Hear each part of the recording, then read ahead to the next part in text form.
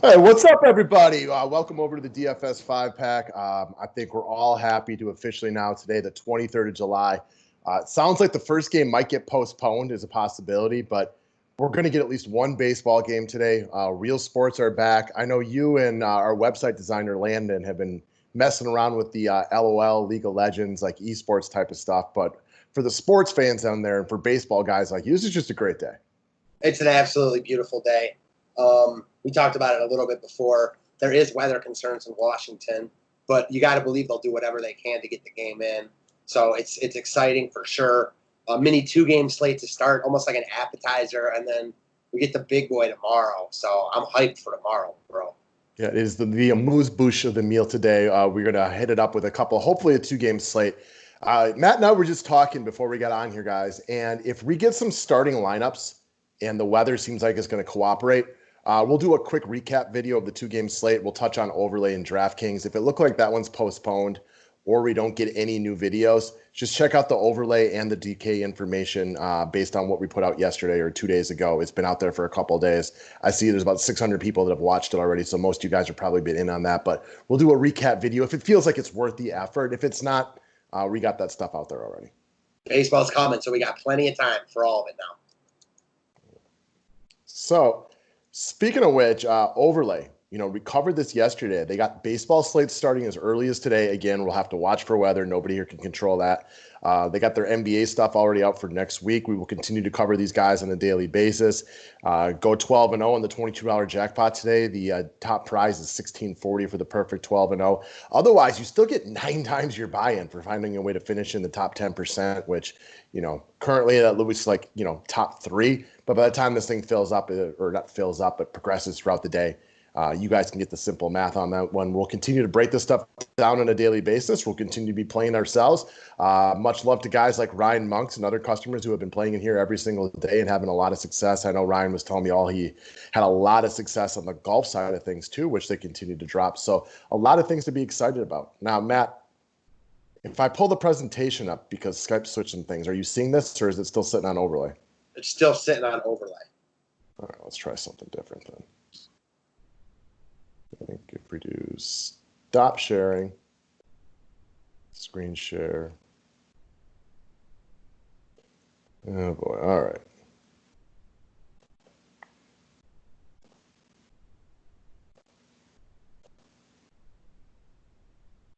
Now we should be good, right? There we go. All right, guys. So I think the big thing that we're celebrating today, this is the first, we're going to hit up Friday. I know it's Thursday, but this is for the bigger slate on Friday, almost a full slate. Sports are back. We're all happy about this one. You can hear the excitement in my voice. I know I could hear it in your voice this morning. And from the plethora of tweets, Facebook messages, emails, telepathy, smoke signals that I've received the last couple of days, most of you all are fabulously happy to get sports back in your life. Yeah, I don't know many people who are not happy, except for maybe my wife. That's about it. All right, guys, great time. Go back over to the website, sign up for your memberships. I spent a while yesterday. Completely understand why the vast majority of our customers canceled throughout the pandemic. I appreciate those guys who kept paying their bills. It's just kind of a nicety. Get your membership back because the website is down there. And thank you again to everybody who helped out during this time of need. Kind of sucks. And I know we are not alone in this. A lot of people struggling throughout this pandemic and whatnot, but hopefully this will be the start of better things to come. So we got that working for us. Again, lifetime memberships, annual, monthly, they're all up there. Subscribe, thumbs up is always appreciated. Man, I've missed that subscribe slide. Haven't seen that in a minute, so pumped about it. It's been a few hot minutes, guys. So we're gonna do a slightly extended show today for the public, only in the sense that we're going to cover 2 different pitchers. We usually only cover one and save a lot of our main information for the paying customers. But for today, just in honor of sports being back, we each got a pitcher we want to go through. I'll start with my boy. If you guys go back to last season, I was on Brandon Woodruff very early on. Part of that being I'm a Brewers guy, right? Wisconsin native. Watch the Brewers on a nightly basis. This guy just looks the part when he's out there. He looks like a major league pitcher. He tosses it like it. He's got hard stuff. He's got strikeout upside. And he pitched really, really well last year and had a lot of strikeouts to boot. He's very affordable today for the tomorrow, I guess, for the Milwaukee Brewers at the Chicago Cubs. Is at Chicago a perfect place to play a pitcher? No, It's not perfect. I look at the Cubs as a slightly above average offense, so they're far from perfect. There are strikeouts in that lineup. And Woodruff has had a lot of success on the main Cubs hitters early in his career, limiting them to 7 of 32 with a bunch of strikeouts against them. I think the big thing here, as far as SP2s are concerned, he's really cheap at only 7,700. I mean, this guy doesn't quite have the upside of, say, like a Verlander, but he has 30-point games in his arsenal. He had a few of them last year. He's been firing on all cylinders early on throughout the oddball preseason that we've had. So I think he makes an excellent decision at SP2. I like Woodruff a lot. I'm probably not as big of a fan as you are, considering you're the Brewers guy. I don't like the matchup here as much as you do. I don't hate the matchup. I just don't love it. I know you didn't say love the matchup. I just don't. It's not like having to go against the Yankees. For sure. I know. I want to throw this out. I know we touched on it last video, but it's important for people to remember, especially for National League pitchers. All these teams are using DHs now. So what was once an advantage for the National League pitchers isn't anymore. Now that all the pitchers are facing a DH, so they all have that problem. It does make Woodruff's matchup a little bit worse than it would have last year, but that's the nature of this beast in this new 60-game season. There are a bunch of studs on this slate to look at. There's a bunch of expensive pitchers that I think you can lock in. The problem is you're rostering two of those guys, and it's really hard to get the offensive guys you want. Woodruff does look good at under 8K. There's another guy who will bring up on members only that I think you can look at under 8K. But if you don't want to use two really expensive pitchers, I think Woodruff makes a lot of sense here. I want to throw in a point you brought up about the DH. And while, yes, that makes the lineup they go up against a little bit harder, the one benefit for National League pitchers is they're not going to get pulled early for a pinch hitter. So that also, there is a potential benefit from time to time as well. Definite benefit. I mean, no doubt about that. We've seen that a lot. Great point. Kicking myself for not bringing that up. So great point. You like Woodruff a tad more than I do, but that's just I feel like that will happen more often than not when he's on slates. I think that was a theme of last year, and why wouldn't we start the season going with the same thing? Although you definitely became a bigger fan as the season progressed, and he doesn't have a very long list of successful starts in major leagues because he just hasn't been around that long. And you've always been a little bit more of I got to see it a little bit more often to really believe it, which makes a lot of sense. So again, I like him a little bit more than you, but that was the theme of last year, so why change? For me, like, he's firmly in the mix for me for SP2. For you, it sounds like he is your SP2. As of right now, I still have plenty of more evaluation to do, and as rebounds through members only after this, that'll probably be a big help.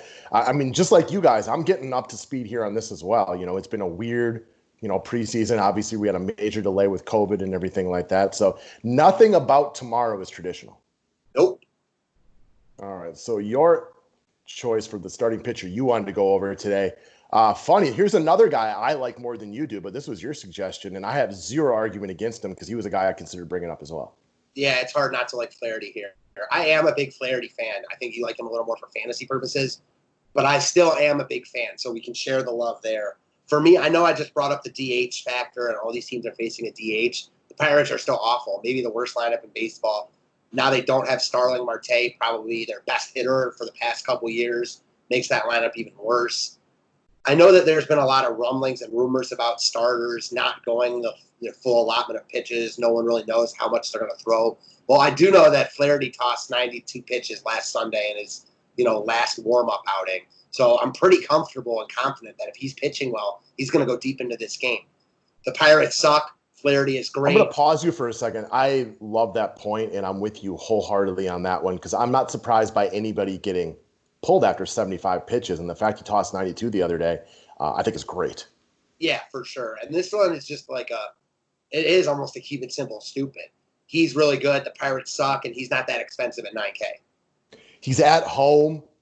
He's mostly dominated the Pirates early in his career. And again, I'm not going to take a look at the 3 starts that he's had against them and say that guarantees a 4th good start, but he's been really good against them early in his career, which makes sense because he's really good and they aren't. Yeah, and just to touch on roster construction and how I look at this stuff, because I'm sure Flaherty will get a good amount of love on Friday because he's in a really good spot. However, there are also other SP1s to choose from, so he's not going to be overwhelming chalk, and it doesn't really bother me anyways because I can find tons of offenses to be different on. Absolutely. There's baseball is an easy one that if you can get one guy at 2% ownership and he hits 2 home runs, I mean, you can still have a chalky stack if you needed to be, or chalky SPs, because you'll rarely do your roster construction where you're not going to do chalky pitching and chalky hitting, but you have no problem doing chalky hitting if your pitchers are different or vice versa. And it's also the one sport, I'm glad you brought up that 2% point where in most other sports, when you're playing guys that are like 2%, it's the wrong play because there's a reason those guys are 1-2%. Here, baseball's different just in the sense that all it takes is the opposing pitcher to suck. Yeah, man. Like if Russell Westbrook is in a crush spot, he doesn't get outscored by, guys that are half his price in bad spots, right? But in baseball, that'll happen 1 out of 4 times, which is a big number. Yes, great way to put it. All right. So next up, let's go through. I don't know. What are your thoughts on JD Martinez, Matt? I know you wanted to talk about him too. You think he's got a possibility of being the most popular hitter on the slate? I sure hope not. I wasn't thinking so when I first started looking at players, but now that when I realized we both brought him up, yeah, that definitely gave me cause for pause in terms of how popular he's going to be. He just stands out as far as how inexpensive he is, the spot he's in, known lefty masher. I was kind of hoping that people would be off Boston. I know that I'm people not kind of sure. Right? I don't think so. I think people are like low on Boston coming into the year, but the more I look at this slate, I don't think people are going to be like off their offensive hitters. Like especially JD, even if they don't stack Boston, I mean he's 600 less than Devers. Right. I mean that's also their offense, and you think about the loss of Betts, you're like, oh, they're terrible now. That's like the first thought that comes to my mind, but they're not. Right? No. Like Benintendi can still play. Devers is an emerging superstar. They have talent on that team. Bogarts? Yeah, exactly. Bogarts is he had that bad year with his wrist, but he's been really good before that. And since then, it's still a good offense. And I mean, let's just face it. Baltimore sucks. Their bullpen sucks.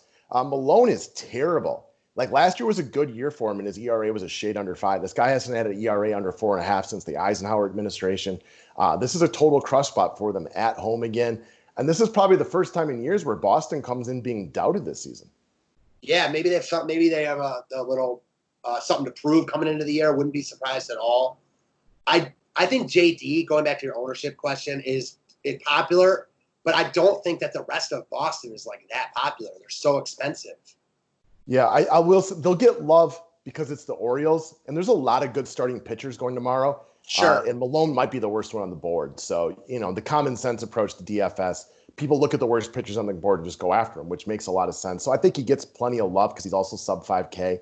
I have absolutely no idea, though, if he's, 80% or 8%. Early in the season, it's always really difficult to gauge ownership.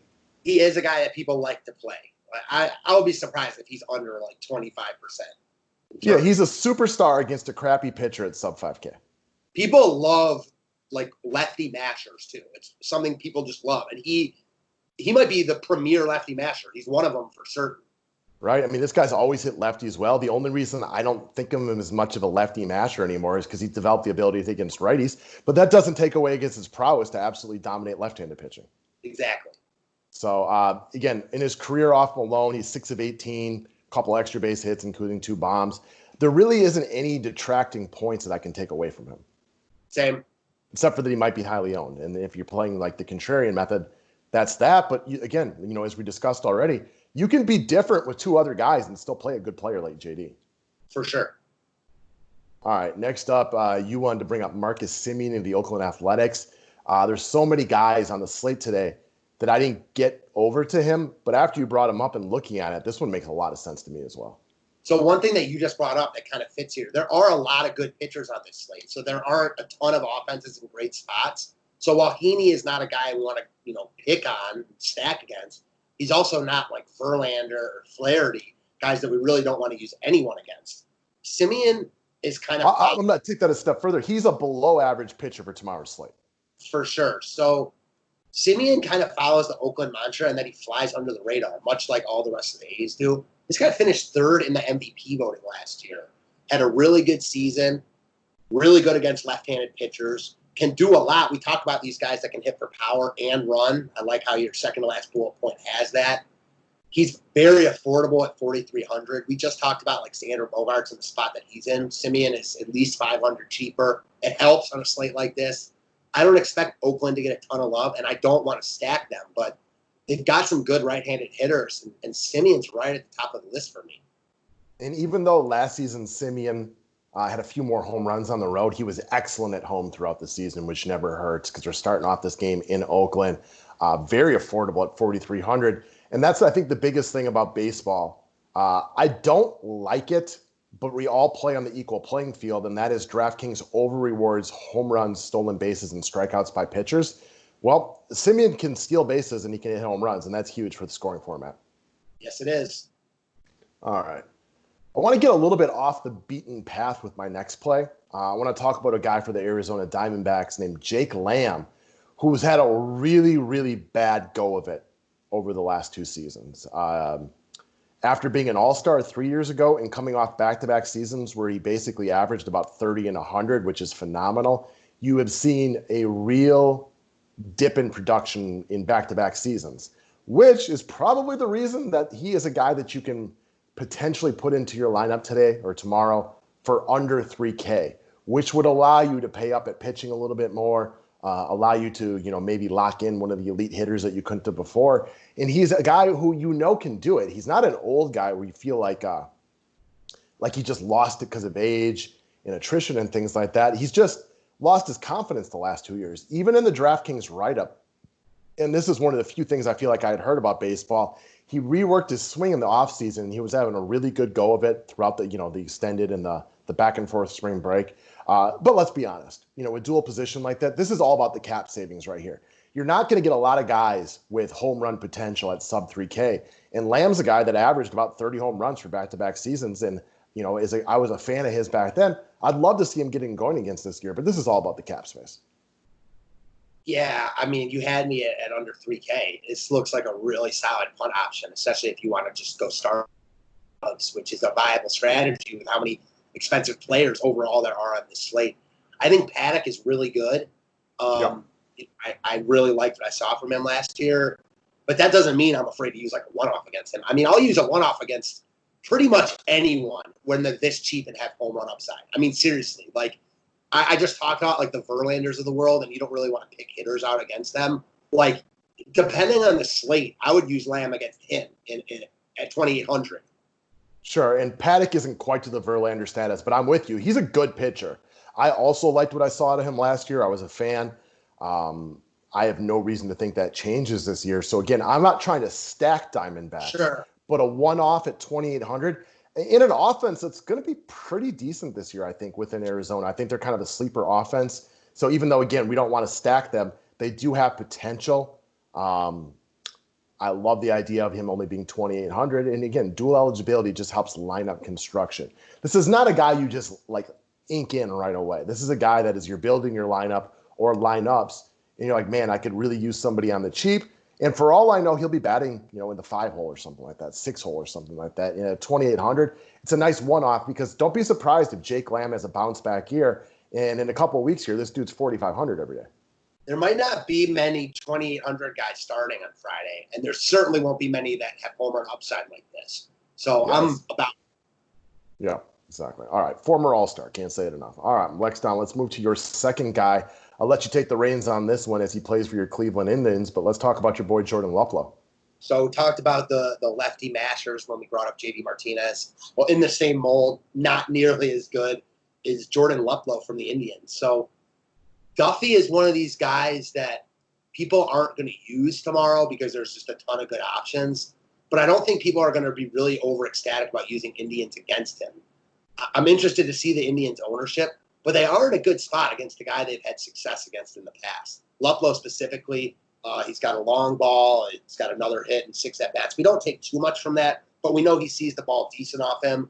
I like more the point that you brought up that the Indians have routinely gotten to Duffy throughout his career. Their team batting average against him is over 300, and that's with, a couple hundred at-bats or something like that.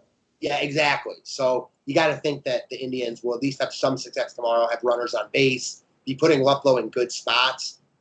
He's affordable at 4,200 for his home run upside. And again, I'm not sure how much love Cleveland gets. And I don't think they're a must stack. I think they're definitely in play. And Luplow gives you really nice exposure at an affordable price point. You've got, another guy that we'll talk about on members only, Franmil Reyes, that's only a couple hundreds more expensive. He also makes sense, but I think he gets a lot more love than Luplow. I also, just as a side note, for the rest of this shortened season, I'm going to be looking at Cleveland a lot against left-handed pitching because they are a team set up to succeed against lefties with Jordan Luplow, Franmil Reyes, as you mentioned already, who's been a lot of home runs already in his early career against lefties. Lindor can hit anybody, but he's slightly better from the right side. I actually prefer Jose Ramirez against righties, but it's not a huge detractor. And then you throw in like today, like Carlos Santana has destroyed Danny Duffy in his career. So there's a good reason to think that the Indians could be a sleeper stack tomorrow. And one guy that I'm kind of excited about just for the Indians that still is not getting much love that had some really good points last year is Oscar Mercado. I knew you were going there. I'm with you. So we'll see. Maybe he takes a big step back this year, or maybe he continues. Just excited to be talking about it, to be completely honest. And also, just to talk up your Indians, they're not my team, they're your team.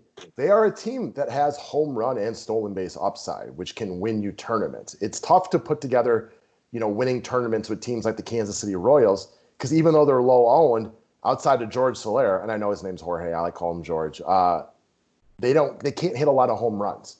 You need home runs and stolen bases to win tournaments because that's what DraftKings rewards. Yes, sir. So, guys, that's what we got for this first one. If you want the full-length video, go sign up to be a member. We would love to have you come join the team. Most specifically for our monthly, annual, and lifetime members, we got baseball starting today. We got basketball starting in a week.